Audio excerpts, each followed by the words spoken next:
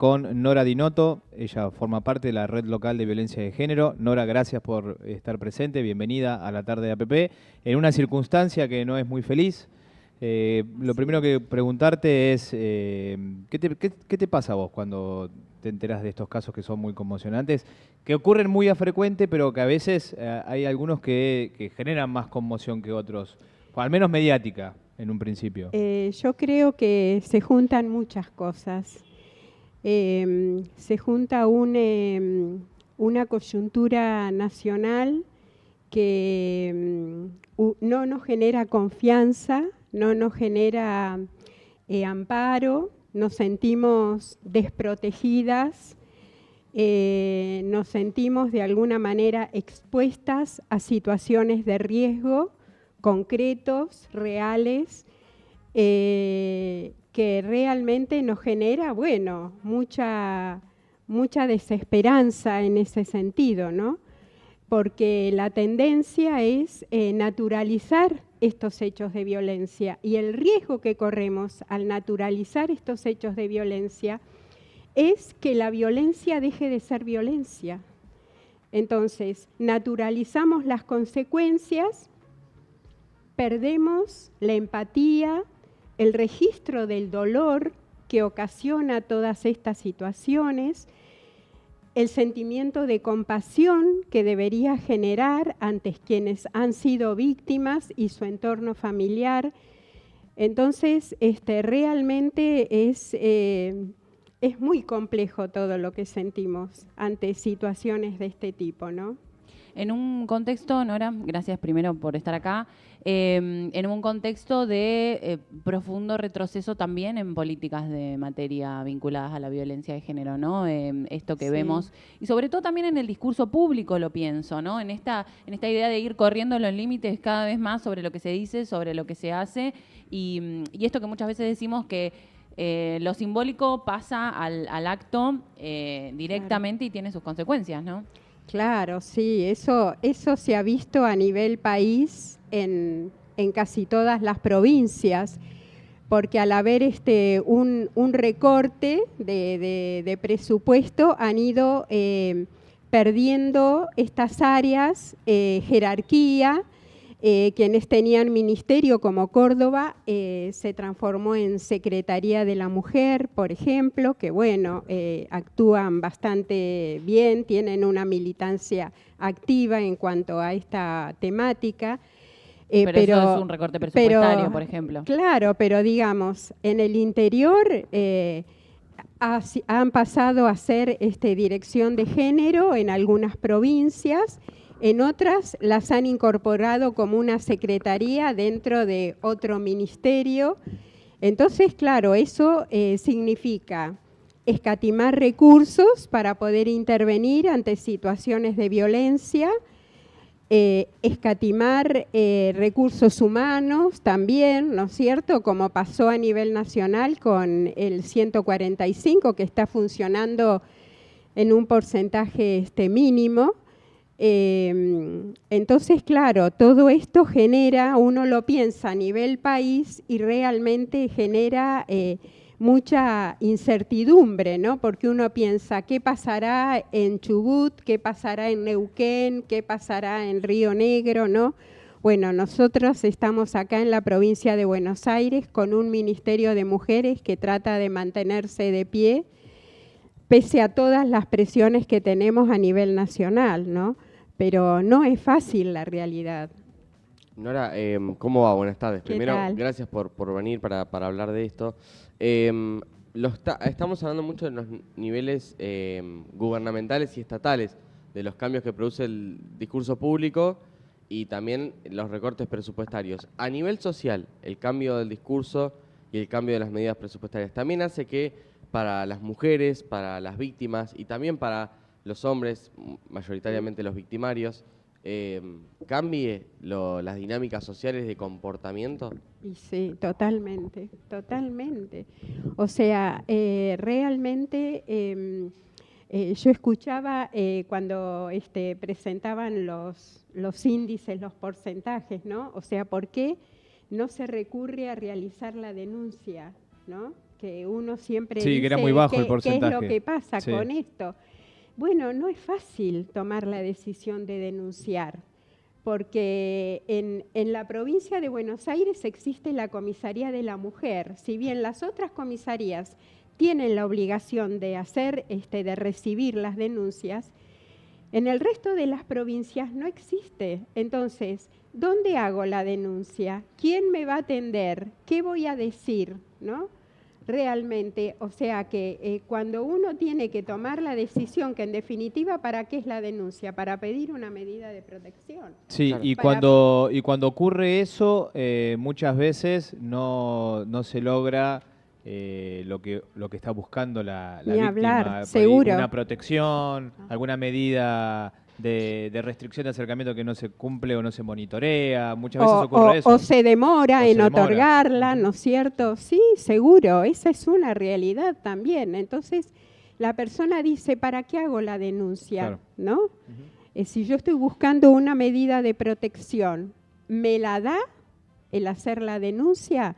Entonces eso genera mucha incertidumbre también, ¿no? A la hora de decir me voy a exponer, hacer una denuncia implica iniciar un proceso judicial, ¿qué voy a pedir? A veces la persona desconoce realmente cuáles son sus derechos o no tiene el asesoramiento letrado que necesita para realizar la denuncia, decir, y después que hago la denuncia, ¿qué me va a pasar? ¿No? Es muy compleja la situación, es muy, muy compleja. Pensaba también en esto de las adolescencias y las juventudes, Sí. porque estas pibas eran chicas jóvenes. No sé, ¿qué notan desde la red o bueno, tal vez desde tu trabajo más personal en relación a las chicas adolescentes, los chicos adolescentes? En un momento se había como iniciado la idea de empezar a pensar a los noviazgos sin violencia para que empiece a, desde los más pibes y pibas, a pensarse las relaciones amorosas, románticas desde otro lugar. ¿Qué notan hoy en ese sentido? Sí, bueno, en ese sentido también se siguen trabajando a través de talleres de prevención en la violencia en estas relaciones de noviazgo que inician, ¿no es cierto? En ese sentido se está trabajando. Se está trabajando desde la ESI, donde se puede aplicar también todo lo que significa en el ámbito educativo. Y también se está trabajando desde la gestión de la Dirección de Género de acá del municipio. Tengo conocimiento que realizan talleres de prevención de violencia en el noviazgo también, ¿no? Es mucho más abarcativo, ¿no? Todo esto, porque no solamente se limita a la violencia en el noviazgo, sino a la violencia entre pares también, que muchas veces la consecuencia justamente es eso, ¿no? Generar más violencia en estas relaciones, ¿no? Esta semana trascendieron esos spots publicitarios de mal gusto, totalmente repudiables, y acá en los espacios de la radio se analizó esa situación y uno veía los comentarios en las redes sociales. ¿Por qué no aflojan? Es una gracia, No tienen tienen sentido del humor, sentido del decían. humor. Sí. Es difícil todavía romper Y esa sí, barrera. justamente, porque está instalado esa manera irónica de nombrar la violencia o los hechos de violencia, ¿no? Realmente está bien instalado en la sociedad, porque se lo instala desde la gestión presidencial hacia abajo. Bueno, incluso esta gestión intentó modificar la figura penal del femicidio. Tal cual, retirarla, tal cual.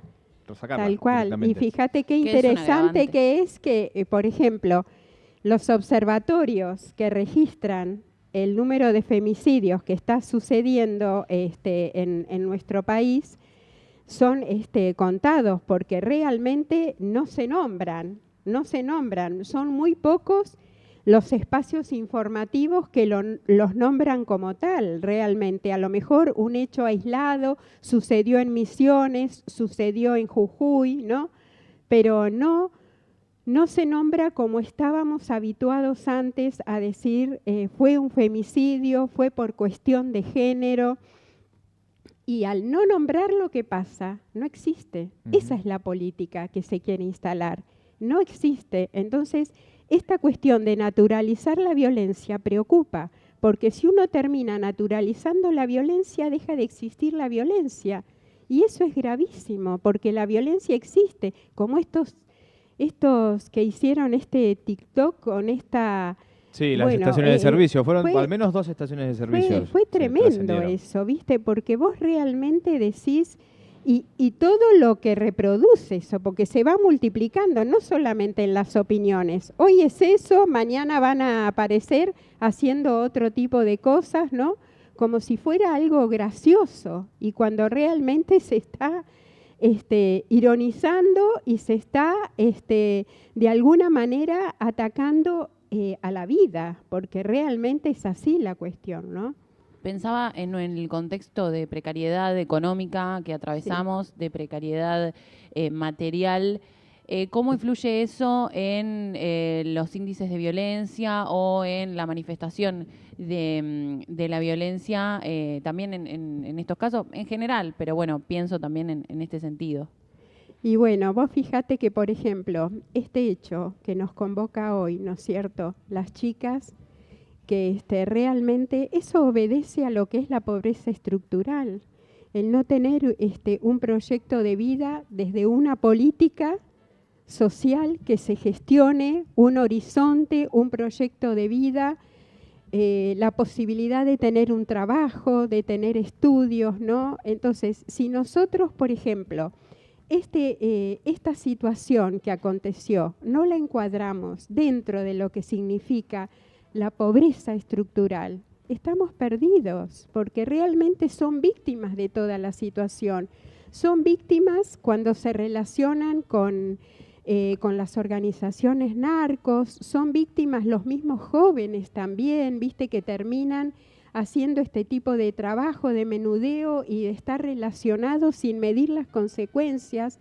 Entonces, lógicamente, la cuestión social incide, pero muchísimo en estas situaciones, muchísimo más que en otros tiempos, ¿no?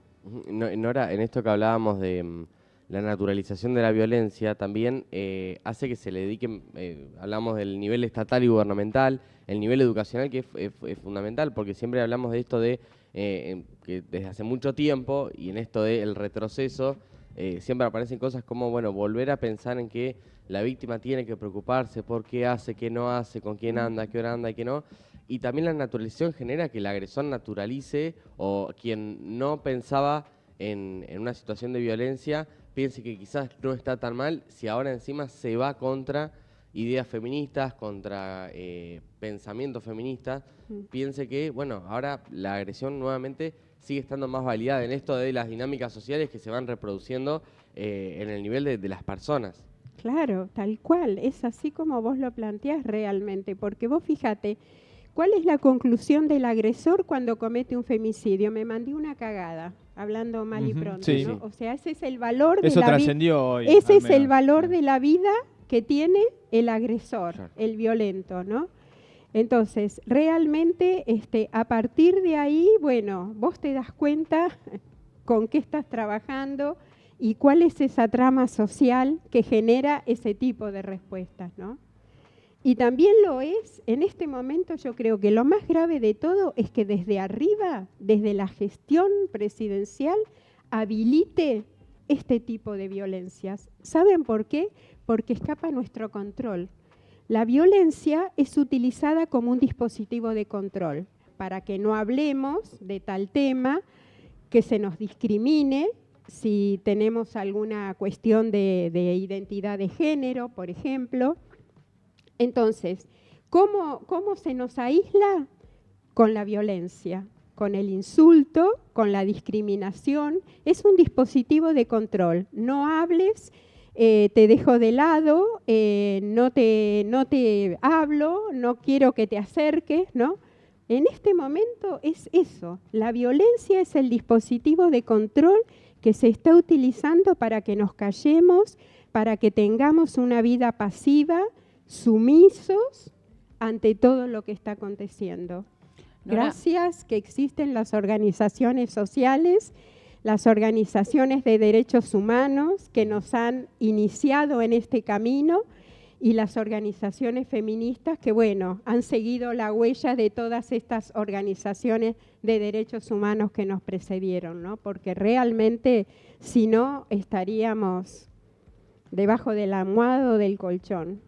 Nora, por lo menos la última de mi parte, pensar en esto de que hay que volver a explicar todo y volver a hablar de lo mismo. Muchas veces se piensa, o bueno, esto que empezó a circular en el último tiempo de, bueno, no se pasaron 3 pueblos, y de volver a explicar nuevamente qué significa vivir en un sistema machista o en un sistema patriarcal. Digo, ¿qué quiere decir lisa y llanamente? Porque muchas veces se dice, no, por ser mujeres no tienen ninguna violencia específica que las atraviese, los varones no tienen que revisar lo que, digo, es un homicidio y ya está. Y para eso existe el homicidio y, sí, yo he escuchado y con eso estamos que, bien. Matan a los hombres igual, la misma Sí. cantidad, ocurren igual también. Sí, es diferente, ¿no es cierto? La relación es diferente. La relación de sumisión, digamos, es diferente, porque el dominante siempre es el agresor, ¿no es cierto?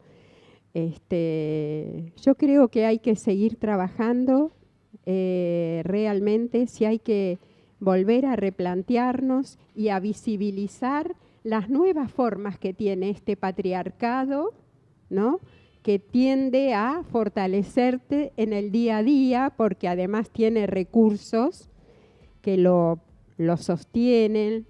Creo que hay que comenzar a visibilizar estas nuevas formas que ha tenido y que está desarrollando el patriarcado entre nosotras, ¿no? Y realmente es una manera y es un desafío que tenemos, no solamente las mujeres, las diversidades y las masculinidades también, porque las masculinidades también sufren las consecuencias del patriarcado, que te exige ser competitivo, el tipo perfecto, el que deja su vida en el laburo, el que tiene que llevar el sostén económico a su casa. Bueno, todo eso se ha modificado. Por eso se deprime tanto a la persona que queda sin empleo, que no puede apoyar desde lo económico a su familia. Las masculinidades también sufren las consecuencias del patriarcado. Esa es la realidad también, y eso es lo que tienen que entender para poder iniciar este camino juntos. Y cuando decimos igualdad de género, justamente tratamos desde esa perspectiva, ¿no? Nora Dinotto, de la Red Local de Violencia de Género, gracias por pasar por la tarde APP. Un gusto.